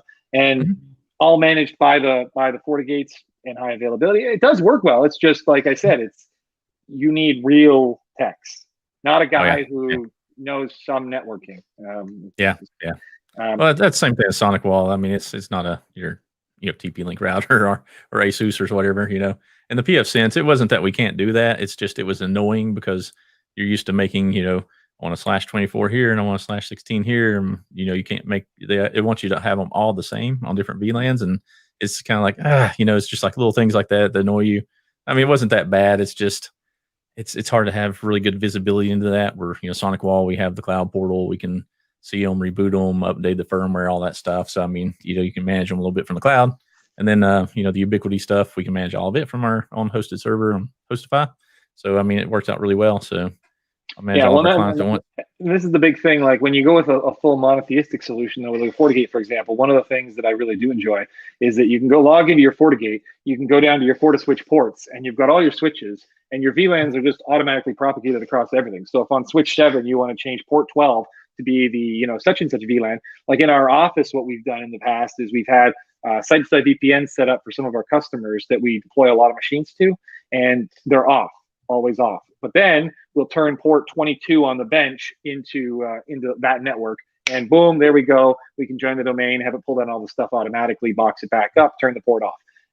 And that's not the same as having just site-to-site VPNs to all your customers with different, different IP ranges. But yeah, but the speed of doing that, you just can't. And Meraki, I don't, it's, like I said, it is what it is. We're doing a fairground right now with 12 Meraki APs, a switch, and we're skipping the firewall. We're actually going to use the ISP router, which normally I would welcome some horrible comments on this normally. However, the ISP is a fiber ISP. It's gig by gig on the thing, and this is literally for vendors. There's one staff member. There's no network. It's basically vendors coming in and renting space, and they need to be able to give them time-bombed access. So what we're going to do is all the routing, so to speak, is going to be done on the APs, and the switch just to keep, like I said, the stack. And what we're going to do is we're going to have it using the Meraki authentication network. So essentially, they'll log in, they'll go, okay, Mr. Vendor1 at vendor.com, 4 hours. Here, it's on your email address. Click the thing. They log in. You can even say if they want one device or many devices, whatever. And then at the end of it, it's done. And the idea here is that they got the money for this from a grant. It's a nonprofit. They got it as a grant. They're not going to have operating expense money next year. So they can't be calling us in to update and manage the Fortinet's network. So this is as much of a walk away as I can. Meraki has their updates automatically. According to Stan, and I will blame him 100% if this fails, the updates don't brick devices and they work great. So If that happens, I will be calling Stan. You can get on a plane. No, just kidding. But I will.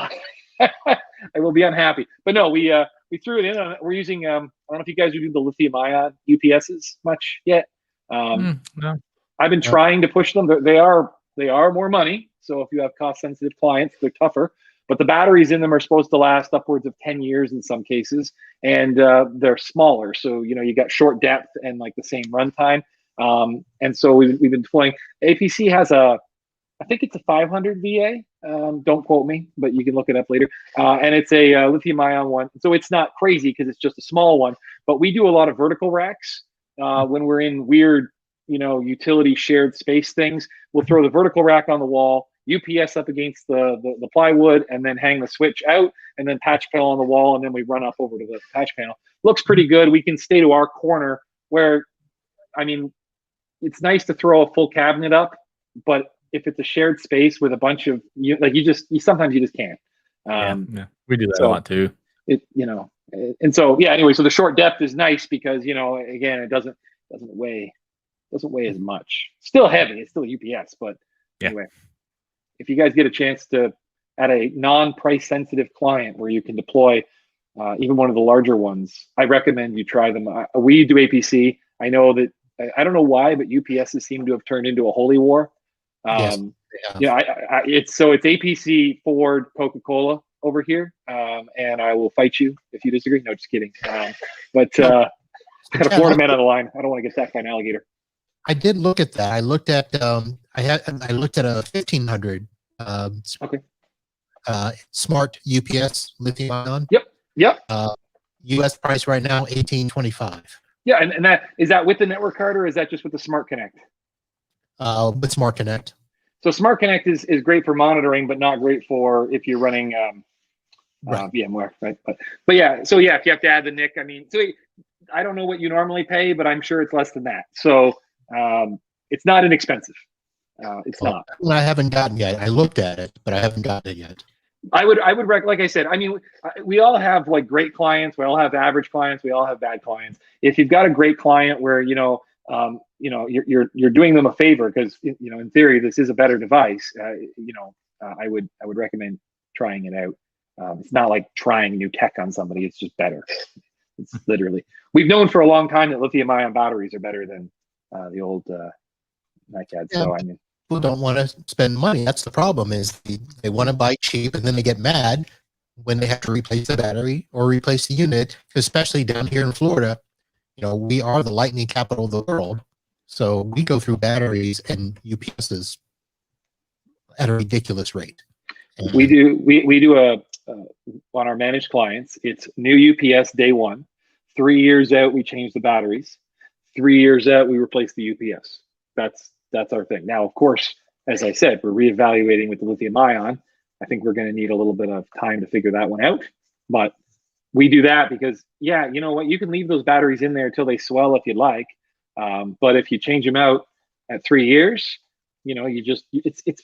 I feel like a lot of times, and I mean, we're guilty of this too. Like, anybody who has techs, you lose a little bit of control from when you did it all yourself. We all do things maybe that we don't want to do sometimes that are maybe not as optimal. But as a goal, we try to be proactive. And I feel like just waiting till a UPS battery dies, waiting till a UPS is screaming and the customer calls and asks what the noise is, that's just not being a good MSP. So I don't think I try to set the expectations clear up front. This is what we're going to be doing, and then I don't care what tool you use. In ConnectWise, you can make a workflow. It'll automatically go into your sales queue, and it's good for you. It's good for them. It's good for everybody, except for maybe the environment, perhaps.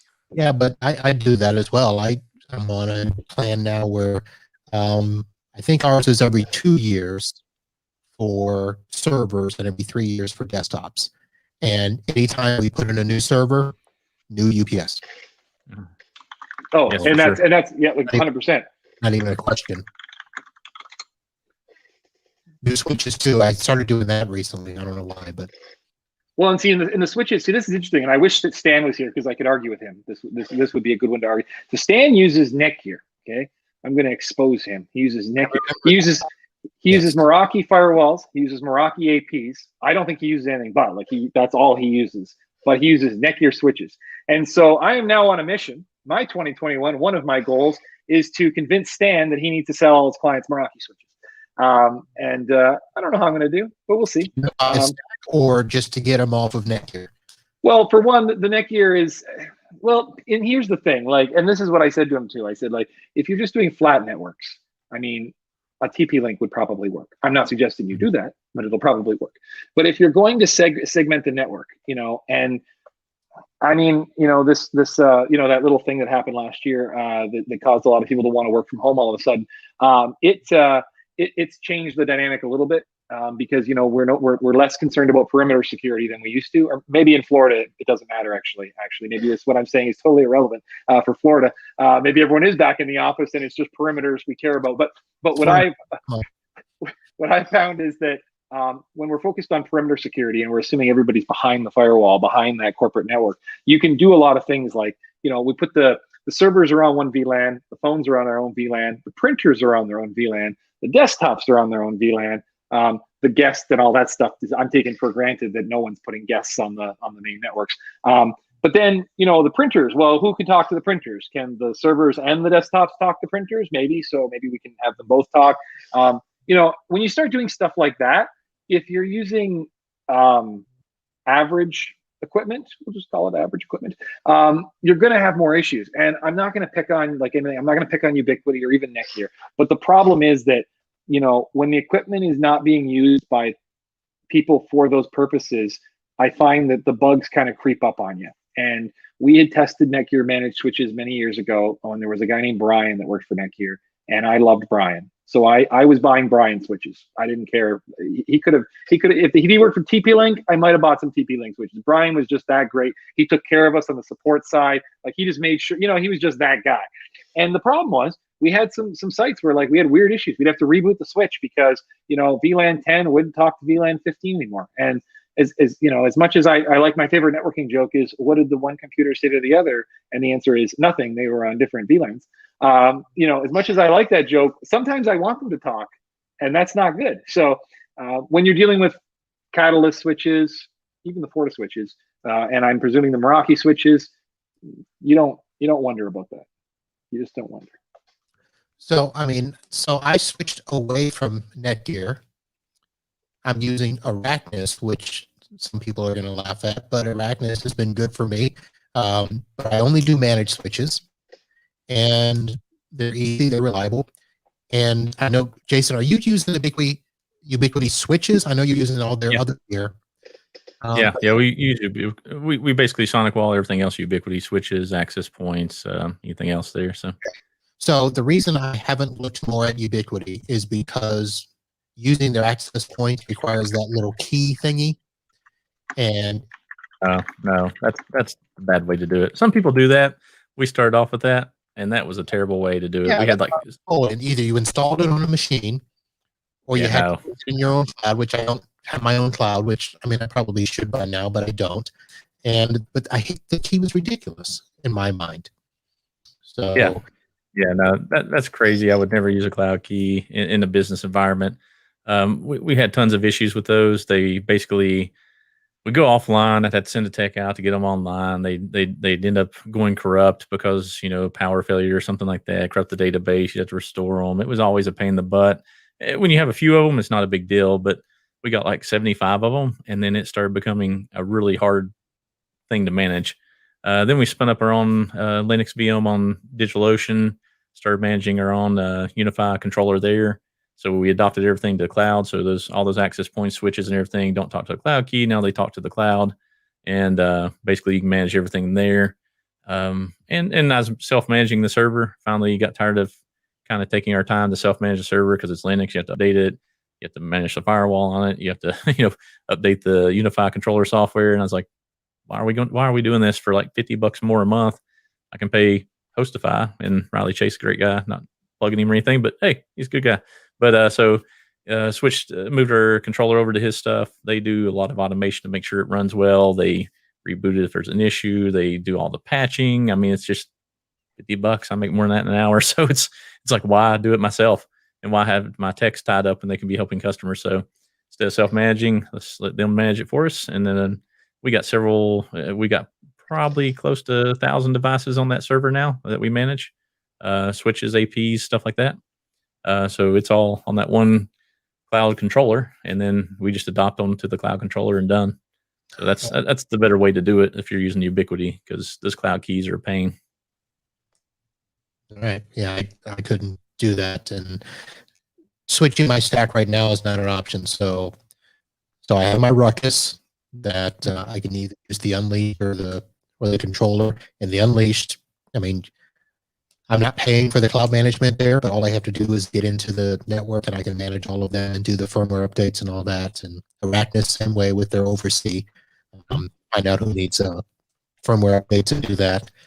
So did you look at Brocade at Marvin? Because I mean, like when we were doing Ruckus with you for a while, and when we were doing Ruckus, when Brocade bought them, we switched to doing Brocade switches for a while. You did. So I have not looked at Brocade. I know that they were, because between the Eris and the Brocade, I'm like, I'm just going to stick with Ruckus for now. And when they start to merge things better, I'll start to look at them. But what do you think of the Brocade stuff?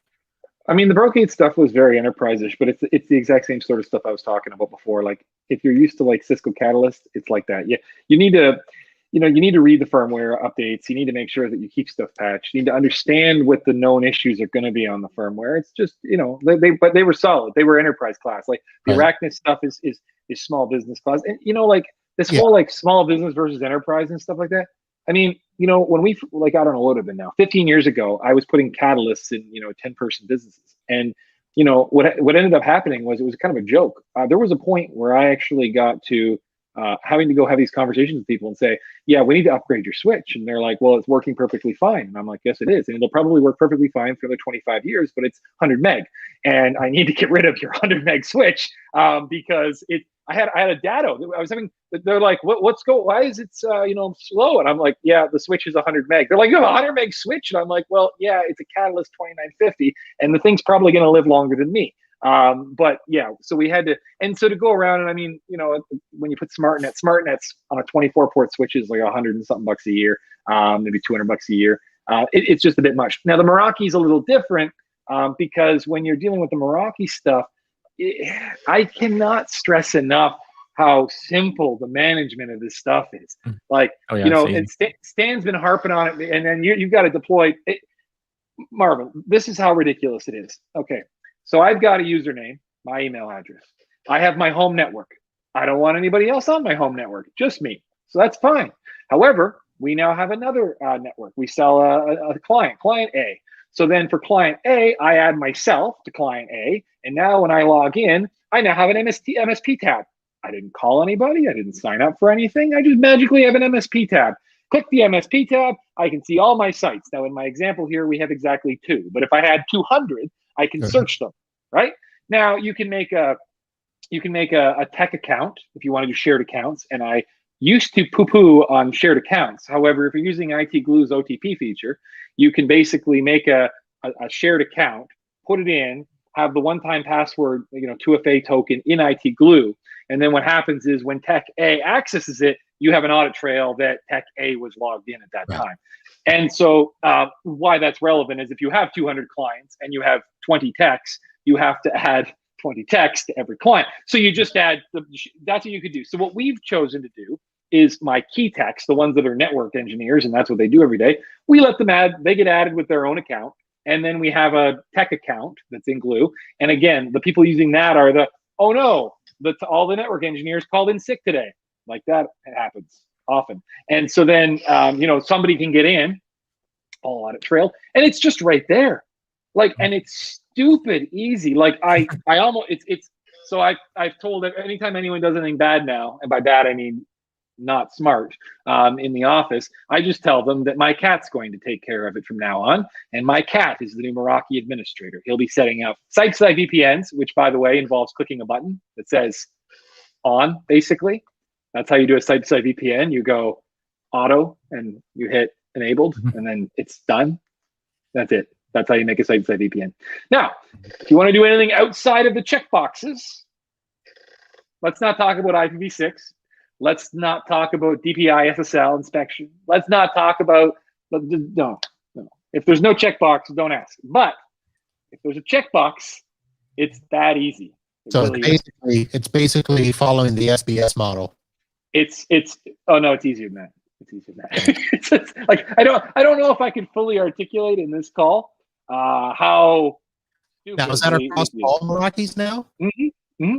So the firewalls, the switches, and the APs, it's all right. Yeah. So maybe I can take a look at them, I guess. Yeah, it's really simple. I mean, and as far as Meraki, we have probably 4 or 5 customers that has their stuff, and we have one account, and we, with to manage them all, it works really well. And it's same thing with Ubiquity. If you're looking for super easy, it's click one button, it drops down, shows you all the sites. You click them, and I mean, pretty much everything's in a menu. Ubiquity is not bad, but I mean, you're still needing a separate firewall. So when you're on Meraki, it's all flowing in one site. It's all there. Oh, yeah. I'll say this too. So now, Jason, I have no idea how you guys set up your Sonic walls. So hopefully this isn't you, but if it is, sorry, just don't admit it. Just look, be like, oh, okay. Never. So we've taken over a lot of sites where when we log into the Sonic wall, it either has no services or it has just hardware. Yeah. Oh yeah. Yeah. Okay. That's been crazy. And so the thing is that, or even worse, they have a full service plan with it all turned off. And we took over one site where they had a second Sonic wall because he couldn't figure out how to basically route traffic between, like he couldn't route traffic at all. Like he could only handle a flat network. So his solution was second internet service and second Sonic wall for the phone system. Which anyway, we won't go there. Point was though, he was a Sonic wall dealer. Like wait, no, you can't just slide over that. Go back.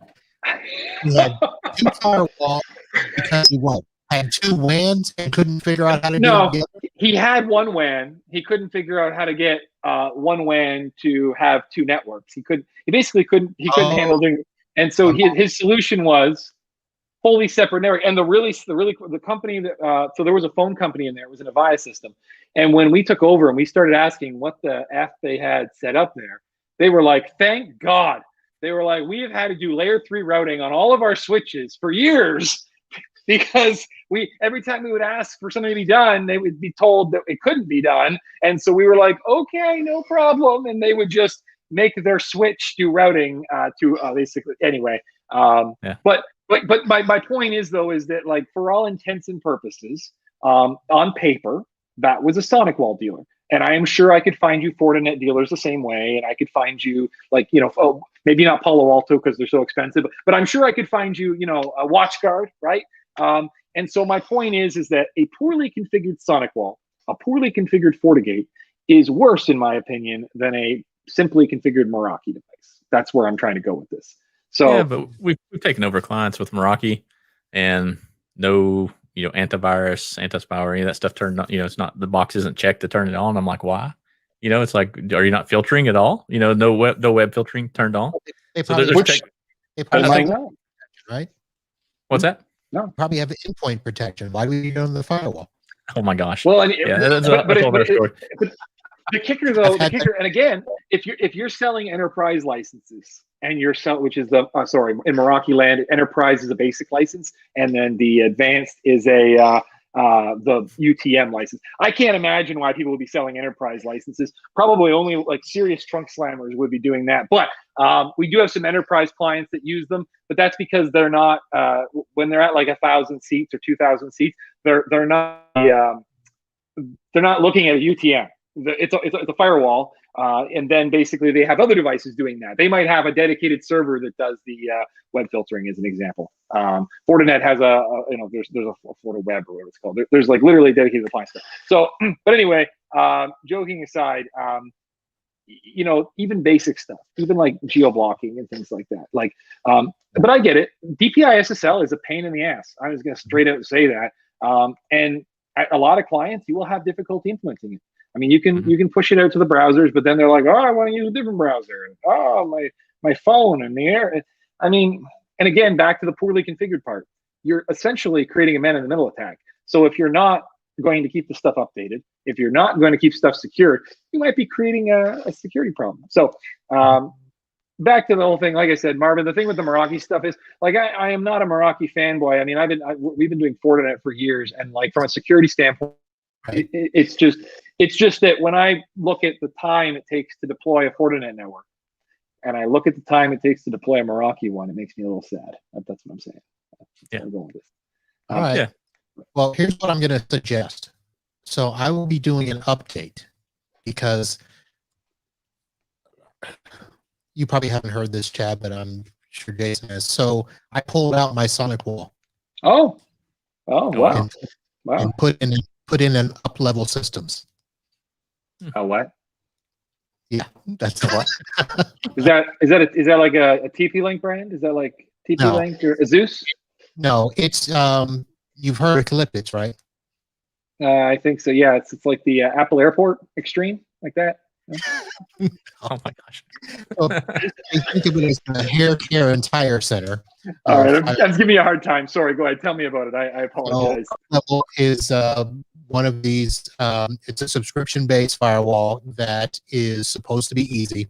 It's completely cloud configured, and it has directory services brought into it. It has a whole bunch of other stuff, and it has NAS if you want it.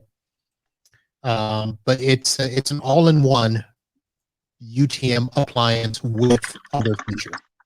I'm going to be reviewing that in a couple of weeks because I put that in and I'm looking at it now, and I've had some fun with it because if you want to configure, say you have static IPs for your public IP addresses, you can't configure it on your own. You have to have support do it. See, so here's the thing, like we're talking about cellular failover, right? Mhm. So on the Fortinet, you buy a Forti extender. In fact, here's a Forti extender. Okay, you buy a lovely Forti extender. You put this one can handle 2 SIM cards. You put your SIM card or both SIM cards in there. You get someone who's actually good at configuring Fortinet devices, which is not a fresh networking guy. And they can do all kinds of routing and wonderful things like, oh, you're only allowed to have this type of traffic go over it, that type of traffic. It could be, only under these conditions, only these networks, only these device types. Like you can get super granular. The problem is there's no idiot button. So you need somebody who's actually good to do that, which is fine, but that's expensive, right? You have to have your top level guy doing that. So you've got that set up. That works. That's wonderful. Meraki has an MG device, which is similar, but I've never tested one, so I can't really comment on it. What I can comment on is the day I deployed the MX67C, I made my wife angry because I was switching firewalls while she was trying to keep the baby quiet. And so what I did was I waited until I heard her talking to her mother on the iPad, with the FaceTime and everything with the baby. And I waited until it sounded really good. And then I yanked the WAN 1 cable out. Okay. That's what I did. I yanked out the WAN 1 cable because I thought if ever there was a time to test this is how you test it. And there was no complaints. The call continued. They didn't even notice they had a packet drop as it switched seamlessly from the WAN 1 to the cellular.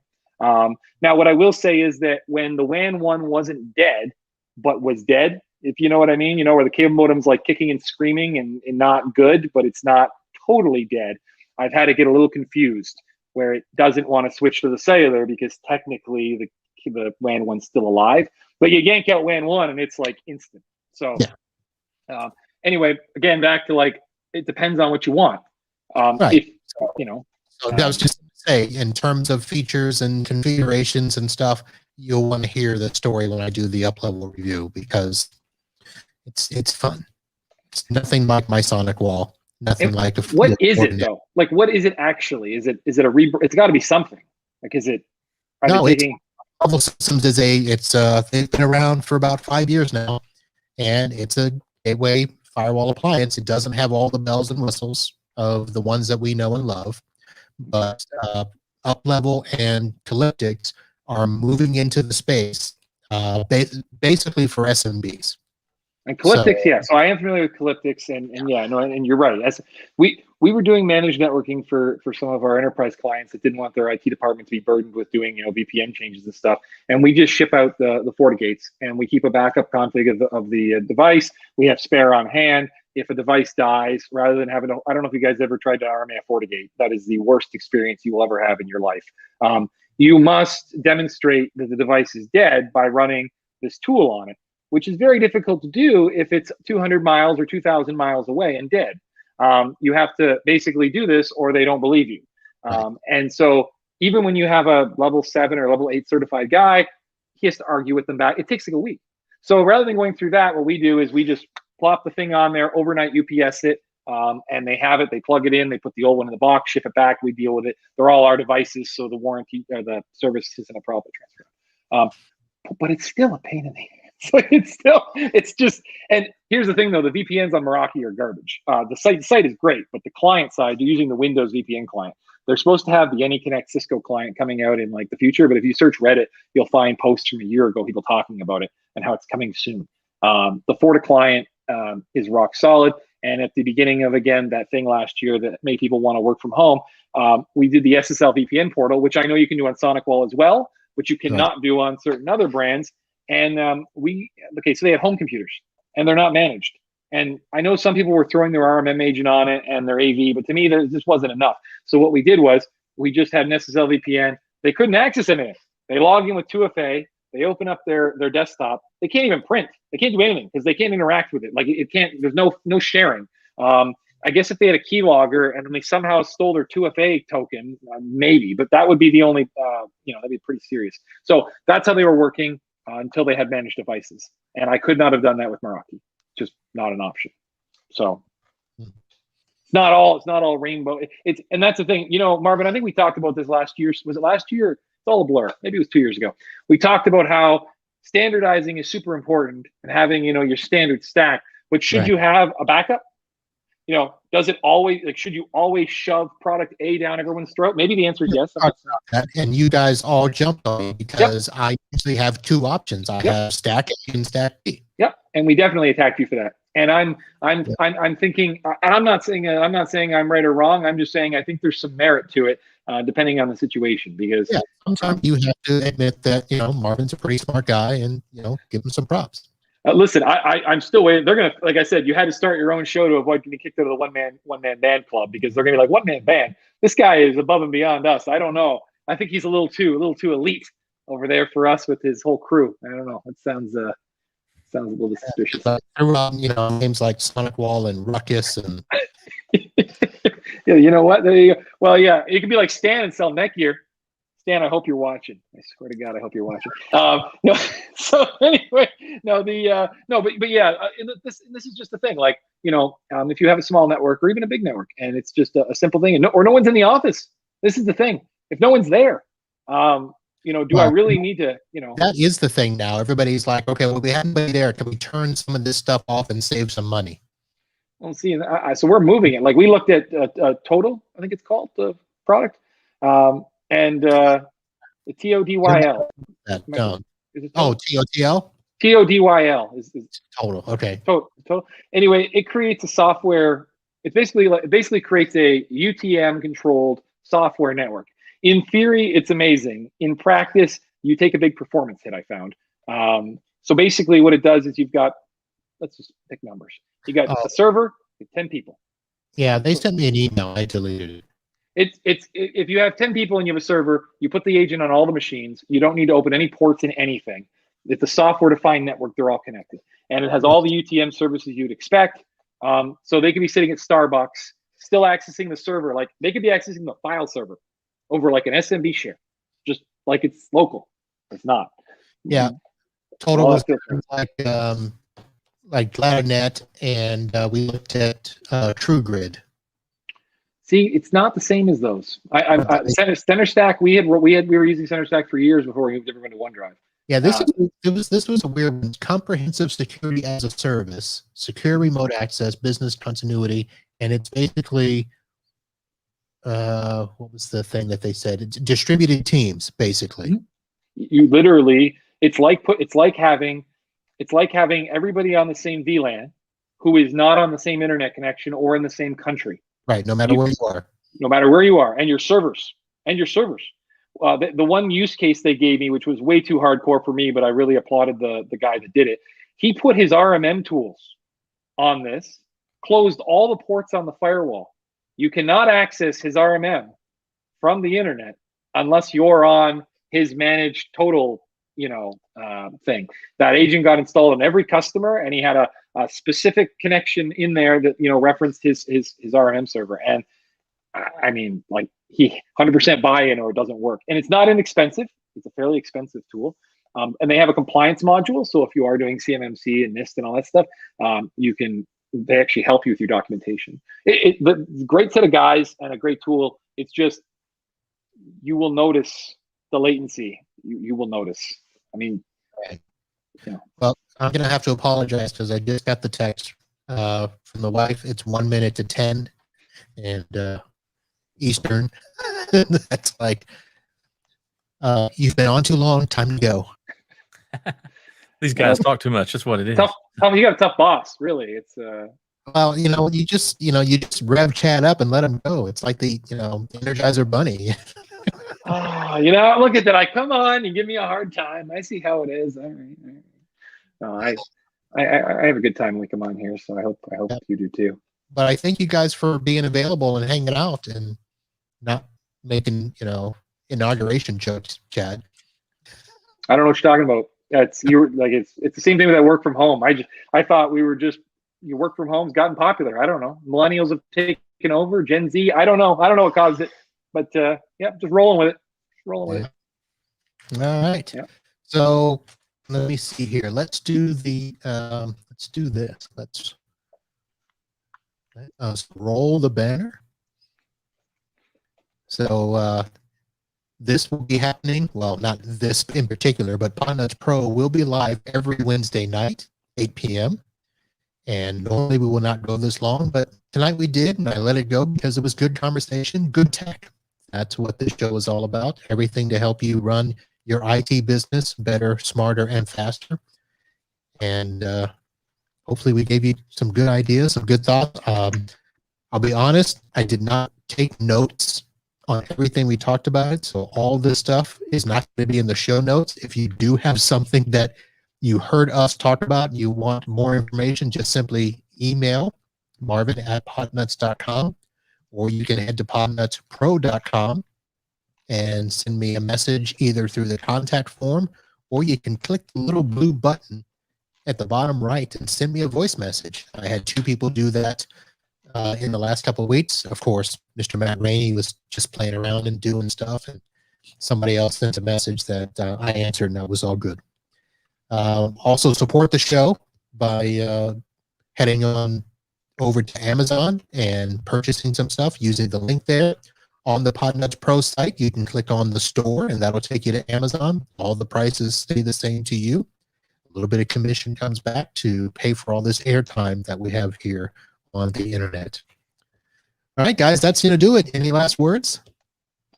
Thanks for having me, Marvin, and hope to be on again soon.